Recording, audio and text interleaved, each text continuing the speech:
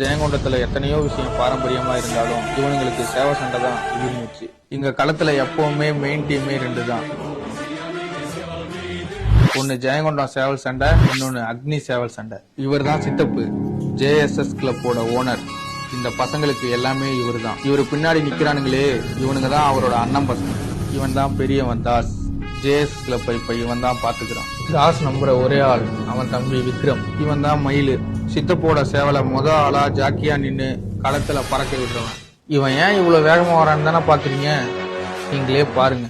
இந்த கதையோட ஹீரோவே இவனுங்க தான். இவன் தான் பெரியவன் மலை, அவங்க அப்பாவோட கிளப்ப அவன் தான் பாத்துக்கிறான். இவன் தான் சின்னவன் சஞ்சய், தன்னோட அண்ணனுக்காக எந்த எல்லைக்கும் போகக்கூடியவன். இவங்களோட கடைசி தம்பி தான் ஜித்து, இப்ப இவன் காலேஜ் படிச்சுட்டு இருக்கான்.